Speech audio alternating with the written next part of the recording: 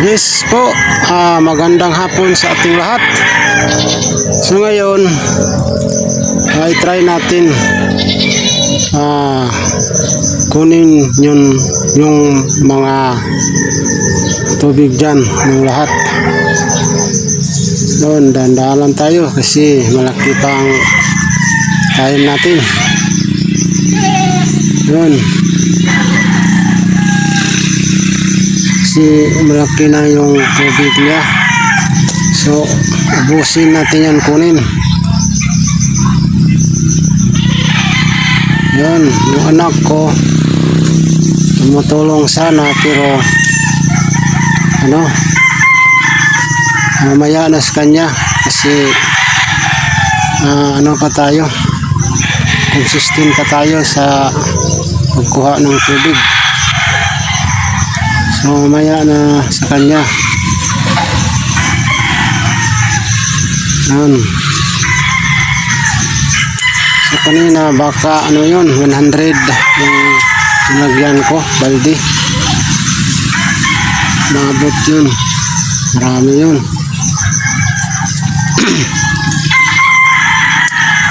Yan mga kaibigan.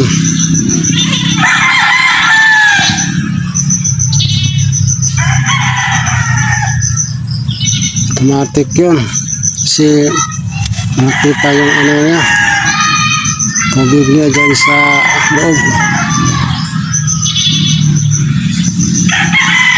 kasi wala tayong trabaho.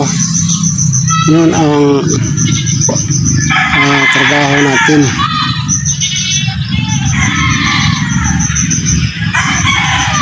para pawisan tayo, magsisayos para pawisan tayo mga kaibigan.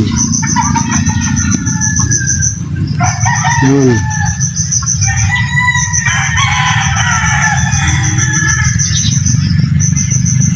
Okay. Kasi pabalik-balik lang yan.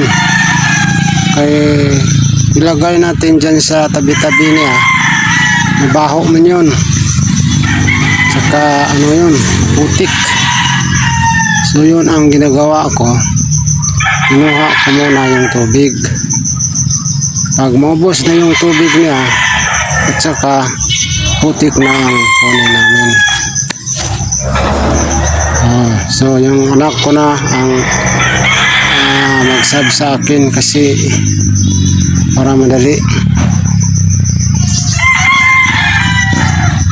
Kasi marami pa yan.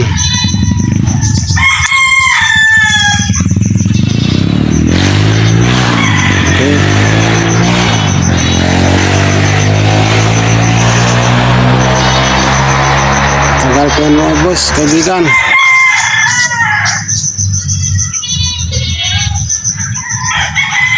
Almost 5 minutes yan,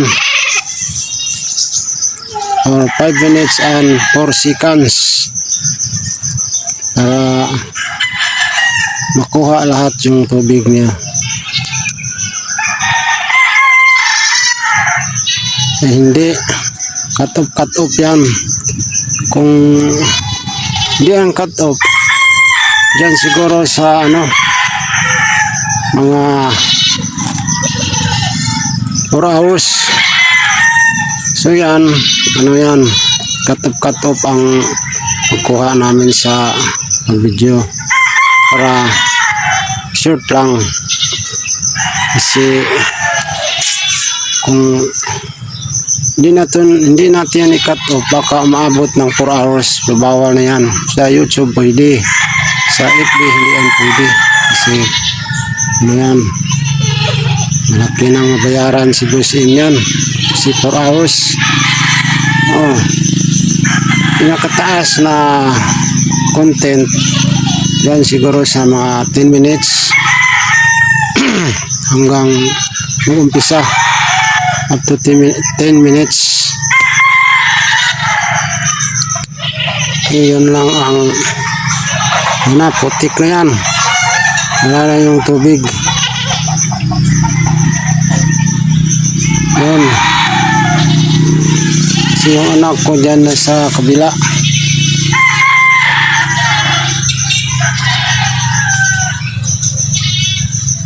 Okay, yun lang po. Maraming salamat.